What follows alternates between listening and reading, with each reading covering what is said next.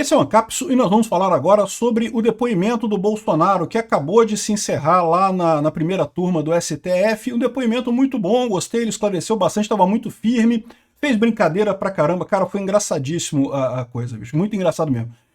Infelizmente, eu acho que não vai mudar muita coisa. Como eu já falei pra vocês, isso não muda o fato de que o Xandão tem que condenar o Bolsonaro. Eles têm que achar um golpe agora. Se eles não acharem um golpe, como é que eles vão justificar toda essa violência lá pra trás, né?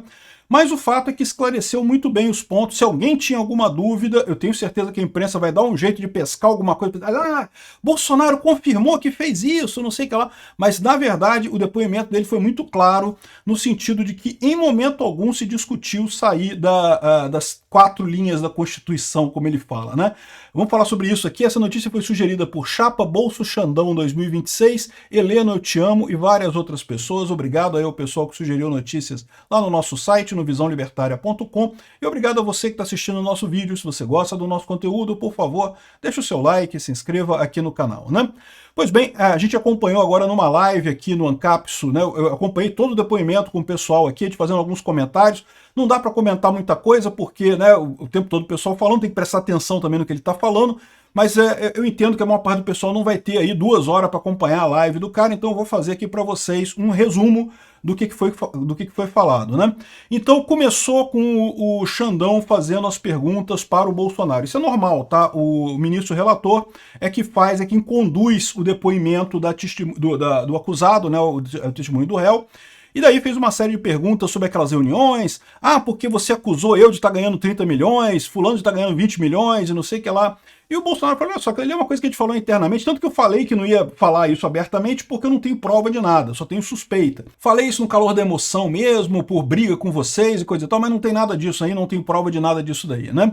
E depois ele perguntou a questão da por que fez tantas reuniões para deslegitimar a justiça eleitoral. Falou sobre a reunião dos embaixadores e não sei o que lá.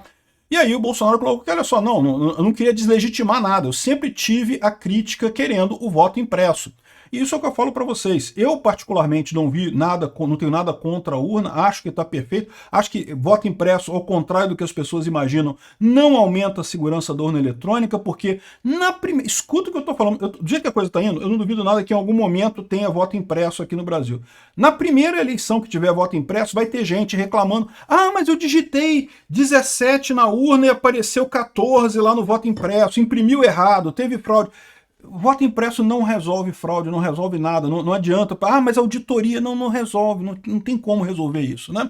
Enfim, mas eu entendo, é um direito do Bolsonaro querer isso daí. Ele fala que teve várias ações nesse sentido. Botou o nome do Flávio Dino. Flávio Dino também criticou, e é verdade. O Carlos Lupe também criticou, é verdade, né? Ou seja, um monte de políticos aí criticou a urna eletrônica e queria o voto impresso e coisa e tal. Então ele deixando claro que o que ele estava fazendo não era uma tentativa de desacreditar a justiça eleitoral, era meramente uma coisa que ele já vinha de muito tempo de criticar isso daí, de querer melhorar o sistema eleitoral brasileiro, né? Ah, uma coisa que eu gostei, ele lembrou do desequilíbrio da propaganda, que eu falo sempre, esse é o argumento correto no caso eleitoral. Tanto que o Xandão nem insistiu mais, nem falou nada, porque ele sabe que não tem muito o que fazer isso daí, né? Ele só disse que, no caso lá das meninas, eu proibi de usarem no debate, não podia usar o caso das meninas que ele tinha falado, como é que pintou o clima, não podia usar isso no debate. Mas na propaganda tinha, na internet tinha para tudo quanto é lado isso, né? Enfim, depois ele perguntou o que é o desequilíbrio das propagandas, né? Que o Bolsonaro, a direita, foi proibida de criticar o Lula, de falar que o Lula era amigo do Maduro, de falar que o Lula era amigo do Ortega, foi proibido de falar um monte de coisa do Lula, mas o Lula falava tudo do Bolsonaro, criticava tudo, chamava de genocida e coisa e tal. Isso foi, o dedão na balança lá, e que eu sempre falo, é isso que o Bolsonaro tem que criticar, porque isso tem evidência, isso tem como provar, isso tem como você pegar evidência. Urna eletrônica não tem como, cara, não tem o que fazer nisso aí, é besteira bater nisso daí, você vai bater com a testa na cabeça, no muro e não vai sair em lugar nenhum nisso daí, né? Aqui, ó. Operação da PRF, ele disse que não teve conhecimento, mas o Bolsonaro foi bem orientado, né? Mas eu lembro que nenhum eleitor deixou de votar naquele dia, né? Ou seja, porque estavam acusando que ele teria dito para a Polícia Rodoviária Federal fazer blitz e coisa e tal em cidades que o PT tinha mais voto e coisa e tal. Ele fala que ele não estava sabendo de nada disso, que ele não ordenou nada disso, mas que até onde ele sabe todo mundo votou. E é verdade, ou seja, acabou aí. Não tem o que dizer dessa história, né?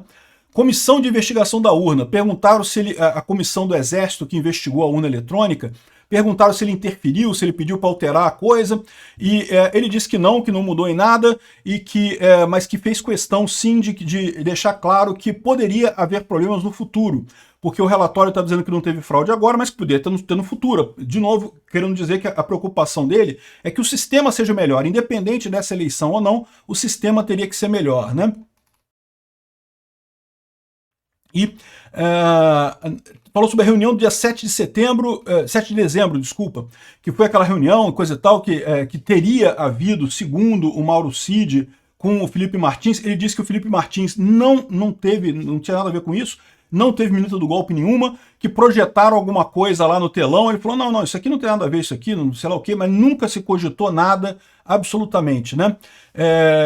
E que o que houve essas reuniões para discutir esse tipo de coisa é justamente porque ele se viu pressionado pelo fato de que o TSE negou aquela ação dele contra das urnas. Lembra que o PL chegou a entrar com uma ação criticando a questão de que tinha modelos de urna, que tinha um log de um jeito, um log de outro jeito, não sei o que lá, e daí recebeu a multa de 22 milhões e coisa e tal. E aí o Bolsonaro falou, não, se tivesse como continuar, mas a gente ficou com medo de continuar nisso daí, né? Depois até o Alexandre de Moraes falou, não, mas vocês recorreram. Não, mas recorreu dessa coisa, o medo, eles queriam entrar com outras petições, com outras ações nisso daí, né? E eles viram que não tinha essa porta. Se entrasse com outras ações, ia ter multa absurda, o PL ia ficar sem dinheiro, está fazendo falta o dinheiro lá no PL, coisa e tal. Ou seja, um negócio que realmente é complicado isso daí. O Alexandre de Moraes, de forma absurdamente injusta, proibiu o Bolsonaro de questionar o resultado da eleição. Isso nunca aconteceu. O Aécio questionou com o PSDB em 2014. Vários candidatos em várias eleições questionaram a urna eletrônica, questionaram o processo eleitoral. Você não pode ter um negócio que seja proibido você questionar judicialmente a coisa, né? E daí que eles estavam procurando, segundo o Bolsonaro, uma alternativa dentro da Constituição para resolver esse problema, para ver o que estava acontecendo no TSE. Chegaram à conclusão que não tinha nenhuma alternativa, tanto que não assinaram nada, né? Discutiram ideias, mas não assinaram absolutamente nada, o que mostra aquilo que eu falei para vocês. Na pior das hipóteses, foi cogitação. O Goné, quando o Goné fez a pergunta, ele falou, não, mas você reunir generais para discutir, reunir comandantes para discutir, isso já é o início de uma implementação de um golpe, né? Eles querem dizer que ele começou a tentar o golpe e foi impedido, né? Esse é o ponto, porque como eu falei para vocês, só existe tentativa de golpe se foi, pelo menos, tentado, né? E o Goné perguntou isso, não, você reuniu os generais para discutir alguma coisa, já é o início de alguma coisa. Ué, não, porque não saiu nada. E aí ainda tem a parada, né, que perguntaram para ele se ele teria recebido a ordem de prisão do general de exército, né? E aí depois o próprio advogado dele perguntou e esclareceu esse ponto, que é o exato argumento que eu já usei num vídeo meu que eu falei isso, né? Ah, mas espera aí, se o Bolsonaro quisesse, ele trocava o general. Ah, ele quer dar um golpe, o general não gostou do golpe, se ele quisesse mesmo dar um golpe, ele tirava os generais ali que não gostaram do golpe, demitia todo mundo, botava outro, né? Ah, mas aí ia ter uma revolta no alto escalão do exército. Demite todo mundo. Cara, ele era o presidente, pô. Ele tem o poder de demitir esse pessoal. Demite o alto comando todo. Bota só gente que... Aliás, isso, né, se fosse a ideia de dar um golpe, ele deveria fazer exatamente isso. Demitir todo mundo que está contra o golpe. Isso é o que faz qualquer golpista em qualquer lugar do mundo, né? Então, ou seja, não foi isso, ele nem cogitou isso, ele deixou claro, não tive nenhuma cogitação nesse sentido, mas poderia ter sido feito esse tipo de coisa, né? E ele reclamou da falta da minuta, né? Quando o Alexandre de Moraes falou sobre, não, porque teve uma minuta que o Mauro Cid disse que você diminuiu a minuta, que tirou as coisas. Ele falou, eu não sei, não lembro de nada disso. Cadê a minuta? Ah, não, mas é uma minuta que estava no... Não é essa minuta, porque é o que eu falo para vocês. A imprensa está dizendo que tem uma minuta de golpe. Uma minuta só. Não tem. Você vê na discussão do pessoal, tem vários arquivinhos que alguém botou em algum lugar e nada liga com nada, nada diz nada com nada. Ou seja, eles não têm essa minuta. A minuta que supostamente teria sido discutida não tem em lugar nenhum, ninguém sabe. Tem na cabeça do Mauro Cid que ele lembra alguma coisa, mas ninguém mais lembra desse negócio. Enfim, e não tem nos autos essa minuta, né? Nunca existiu nada assinado, ele deixou isso bem claro, isso está todo mundo de acordo, nunca foi assinado nada, né? Ele respondeu, perguntado sobre o Felipe Martins, não foi o Felipe Martins, eu conheço o Felipe Martins, sei quem é, sei que não estava em reunião nenhuma que eu tive com os comandantes, ou seja, basicamente isentou o Felipe Martins. Vamos ver como é que o Alexandre de Moraes vai tratar esse troço. Perguntou sobre a reunião com a Zambelli e com o hacker. E o Bolsonaro falou, olha só, a Zambelli foi lá com o hacker e coisa e tal, o hacker falou comigo, eu não senti firmeza, Falei para conversar com o ministro da Defesa, mas eu não senti firmeza em nada do que ele falou ali. Bom que o Bolsonaro tá com a cabeça no lugar, o Bolsonaro percebeu. Quem dera a Zambelli tivesse percebido, cara, esse cara é um pilantra, esse cara não é gente boa, não tá do nosso lado, ficar usando esse cara só piorou a situação. Zambelli realmente... Aí depois teve reunião com o Marcos Duval e Daniel Silveira. E o Marcos Duval... Quando ele falou do Marcos Duval, pô, na época que eu recebi ele, a gente ainda tinha ele como senador normal, né? É porque realmente, vamos combinar, né? Ninguém mais leva a sério o Marcos Duval, né? Putz grila. Enfim, e fez umas piadinhas. Porra, o Bolsonaro estava super tranquilo. Fez umas piadinhas, falou, Excelência, vamos fazer... Eu posso convidar o senhor para ser vice da minha chapa em 2026? Aí ele falou, não, eu declino isso daí. Não. E teve uma hora que teve uma pergunta sobre o Heleno, né, o general Heleno, né? Não, aí estavam acusando ele porque ele chamou o general Heleno para uma reunião num dia que o general Heleno tinha que estar na formatura do filho, no dia seguinte o general Heleno teve que correr para pegar um avião para voltar para a formatura do filho na ITA e coisa e tal. E aí o Bolsonaro falou, eu não sabia disso, se ele tivesse me falado, eu não tinha chamado ele para essa reunião, não tinha feito isso, né? O general Heleno que quis ajudar o Bolsonaro, com certeza, né? E o Bolsonaro falou assim, não, vocês sabem, eu amo o general Heleno, eu amo ele de paixão, todo mundo riu também lá, ou seja, eu encho o saco dele o tempo todo. Se ele tivesse me falado que tinha a formatura do filho, é lógico que eu não ia chamar ele, coisa e tal. Desmontou o recurso lá da PGR, que queria dizer que não, chamou porque era alguma coisa importante. Não, não era nada. Outra coisa que ele falou também que eu acho que é muito relevante, né? A impressão que dá no relatório da PGR é que todas as reuniões eram conspirações do golpe. E não, ele falou, não, teve um monte de reunião de outras coisas. O Brasil continuava funcionando, né? Dos 2 últimos anos, os 2 últimos meses de governo, você tem um monte de reunião para tratar um monte de coisa ali. Então, no final das contas, né, foi isso que... tinha um monte de reunião para isso, não tem nada demais, né? Enfim, as perguntas do Fux também são boas, porque o Fux perguntou, o senhor conversou com alguém do Conselho de Defesa ou do Conselho de Estado? Porque para você fazer um estado de sítio, tem 2 conselhos que são formados por o presidente do Congresso, o presidente do Senado, mais não sei quem, mais não sei quem. Você reúne esse conselho de defesa, né, e conselho de Estado. Você tem que ter, o primeiro ato é essa reunião para fazer o estado de sítio, e aí depois o estado de sítio tem que ser aprovado no Congresso, né? E ele falou, não, em momento algum se cogitou esse tipo de coisa, né?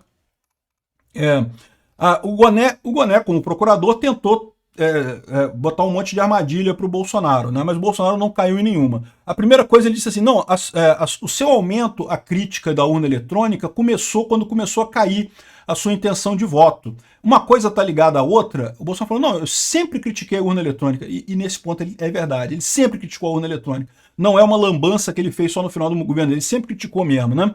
E depois ele disse que teve uma reunião em janeiro e outra no 7 de setembro, em que ele criticou o Alexandre de Moraes, criticou o Barroso, não sei o que lá, e perguntou se isso daí fazia parte de alguma... se ele tinha intenção de desrespeitar o judiciário, né? Porque, não, porque o senhor fala que nunca saiu das 4 linhas da Constituição, mas o senhor desrespeitou o judiciário.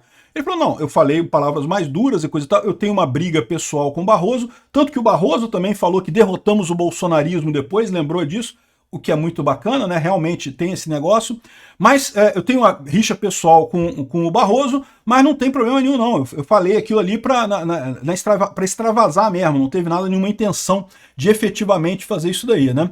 Outra coisa que o Gonet tentou perguntar é por que você não desmobilizou as manifestações em frente ao quartel? E ele falou, por que o Lula não desmobilizou as manifestações em frente ao quartel? Né? Porque no dia 1º de janeiro, o Lula poderia ter mandado desmobilizar tudo. Por que o Lula não desmobilizou?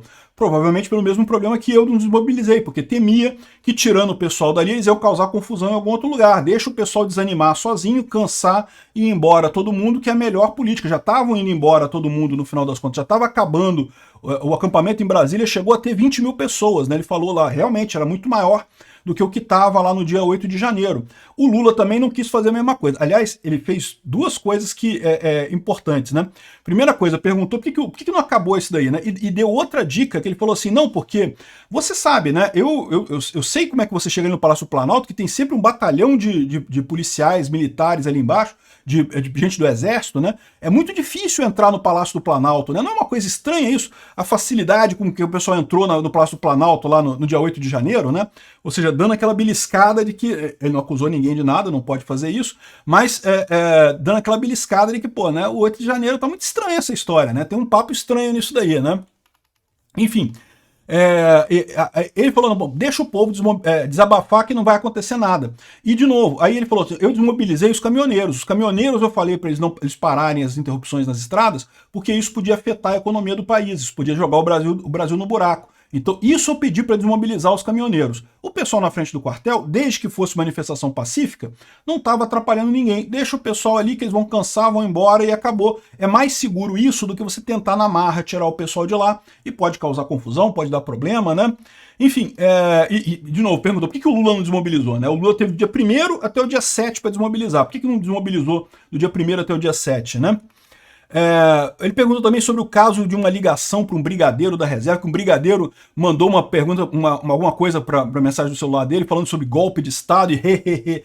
O cara estava fazendo uma piada com o Bolsonaro. Estava fazendo uma piada. É um brigadeiro da reserva que está fazendo uma piada com o Bolsonaro. Mas o Bolsonaro disse que não recebi essa mensagem, se recebi não prestei atenção. Isso é normal, tá? O meu celular, que eu não dou para ninguém, tem um monte de gente que manda mensagem para mim, eu não consigo ler as mensagens todas lá. Então, assim, eu imagino que o Bolsonaro tem esse problema também, não leu a mensagem, né? E claramente, até o Gonê falando, pô, hehehe. Ou seja, o cara tava rindo, o cara tava fazendo uma piada, o Gonê. Porra, puta que pariu. Enfim, no final das contas foi isso. Desmontou totalmente qualquer narrativa que tivesse nessa história, mas eu reafirmo para vocês, isso quer dizer que não vai dar nada? Que o Xandão vai inocentar o Bolsonaro? Eu não sei, infelizmente eu acho que não. Se for inocentar o Bolsonaro, vai ser por outros motivos, do tipo, de repente o Xandão já percebeu o problema que o Lula está querendo rifar ele também. É melhor ficar com o Bolsonaro na eleição de 2026 do que ficar com o Lula? Não sei. A menos que seja um motivo político, eu não acredito. Juridicamente, isso aqui é um show. Bolsonaro tratou bem, tá? Ele falou muito, fez propaganda, falou do governo dele, como o governo foi bom, como as coisas foram boas, como tudo funcionou no governo dele, que ele fez o melhor e coisa e tal. Ou seja, praticamente um palanque político, já preparando para usar isso na campanha de 2026, tá? Pode ter certeza, ele sabia que isso estava sendo gravado, certamente os marqueteiros dele já estão preparando para fazer os cortes disso daqui, ele fez já a coisa preparando para 2026. Agora, o que vai acontecer daqui para frente a gente não sabe. Eu acho que, infelizmente, eles vão querer condenar Bolsonaro de alguma coisa, porque a essa altura do campeonato, o Alexandre de Moraes já fez tanta lambança nesse negócio, tanta lambança, que ele não pode agora dizer que não teve golpe. Ele tem que inventar um golpe de alguma coisa. Não tem como, né? Então é isso daí. Eu vou assistir os outros casos também para complementar essa fase de depoimento do grupo 1 e vou fazer outros resumos aqui para quem tiver interesse em ver, quem não puder ficar 2 horas assistindo o depoimento inteiro. E tem o depoimento inteiro aqui na minha live, tá? A live eu acompanhei todo mundo aqui, o depoimento todo dele aqui. Obrigado por assistir o vídeo até o final.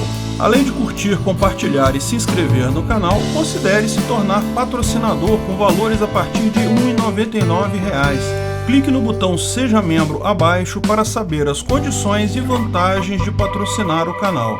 Mais informações sobre o nosso projeto, visite nossos sites indicados na tela.